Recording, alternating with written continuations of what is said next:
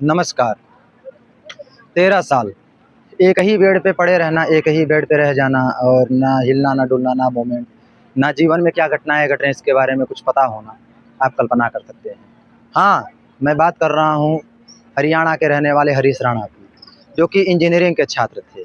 ये कहानी है 20 अगस्त सन 2013 की, जब उन्होंने अपनी बहन से रक्षाबंधन के दिन अपने हाथों में, अपने कलाइयों में राखी को बँधवाया और उसी दिन शाम को वो अपने पीजी के चौथे मंजिल के छत पे जाते हैं और वहाँ से वो गिर जाते हैं। तब वहाँ से गिरते हैं, इसके बाद उन्हें आनन-फानन में हॉस्पिटल लाया जाता है। इसमें उन्हें काफ़ी गंभीर चोटें आई थी, उनका सर फट गया, लहू-लुहान हो गया पूरा, उनको हॉस्पिटल लाया जाता है। हॉस्पिटल में तत्काल सर्जरी की जाती है, सर्जरी होती है और सर्जरी के बाद पता चलता है उनके माता-पिता हॉस्पिटल में ओटी के बाहर रहते हैं, तो डॉक्टर आके बताते हैं कि हमने आपके बेटे को बचा लिया। तो उनके माता-पिता एक राहत की साँस लेते हैं। परंतु फिर तुरंत एक ही क्षण के बाद एक दिल थाम लेने वाली बात डॉक्टर बोलते हैं कि वो आपका जो बेटा है वो 100% डिसेबल हो चुका है, अर्थात कह सकते हैं विकलांगता की ज़िंदगी। मतलब होता क्या है कि आप ना कुछ सोच सकते हैं, ना समझ सकते हैं, ना कुछ कर सकते हैं, आपके जीवन में आपके अगल-बगल क्या होता है ना सुन सकते हैं, ना कुछ प्रतिक्रिया कर सकते हैं, अर्थात एक ही बेड पे पड़े रहना। तो वहीं माता धड़ाम से गिर जाती हैं और वहीं से शुरुआत होती है। आज 2026 चल रहा है, एक लंबा समय।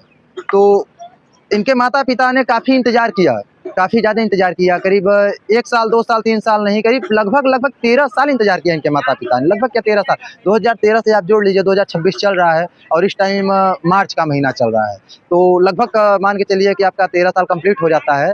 तो इस 13 साल में इंतज़ार किया, जब माता-पिता बूढ़े हो गए और एक लंबा समय बीत गया, तो माता-पिता से अपने बेटे का ये दुःख देखा नहीं गया और लास्ट में इनके जो माता-पिता थे, वो भारत के सर्वोच्च न्यायालय में जाते हैं और वहाँ का दरवाज़ा खटखटाते हैं कि अब जब डॉक्टरों ने बोल दिया कि अब ये कभी ठीक ही नहीं होते, तो वो जा कर के बोलते हैं कि अब मेरे बेटे को, या अपनी एक याचिका दायर करते हैं कि मेरे बेटे को इच्छा मृत्यु का आदेश पारित किया जाए। और काफ़ी सुनवाई, अब इतना तो आसान है नहीं किसी को इच्छा मृत्यु सुना दिया जाए, नए-नए धाराएँ, नई बहस छिड़ जाती है इस पे। लेकिन एक लंबे समय के बाद, एक लंबा वक़्त तय करने के बाद, हमारे भारत का सर्वोच्च न्यायालय एक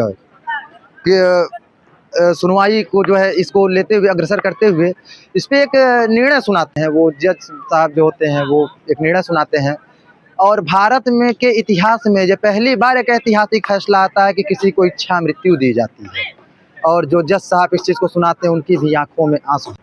तब जाके अदालत ने पैसिव यूथेनेसिया अर्थात जीवन रक्षक उपकरण हटाने के परमिशन दिया, आदेश दिया, जिसका मतलब होता है कि किसी भी व्यक्ति पैसिव, पहले तो हम यूथेनेसिया के बारे में आपको समझा दें। यूथेनेसिया जो होता है यह 2 प्रकार का होता है, एक एक्टिव यूथेनेसिया होता है, एक पैसिव यूथेनेसिया होता है। एक्टिव यूथेनेसिया जो होता है वो हमारे भारत देश में पूरी तरह से अवैध माना जाता है। एक्टिव यूथेनेसिया क्योंकि उसमें किसी भी व्यक्ति को दवा के माध्यम से उसकी मृत्यु कराई जाती है। अगर ऐसा करते हुए अगर कोई भी डॉक्टर या कोई भी व्यक्ति पाया जाता है तो उसके ऊपर मर्डर जैसे संगीन अपराध को भी लगाए जा सकते हैं, जिसमें उसको सज़ा हो जाएगी और सज़ा को सुनाया जा सकता है।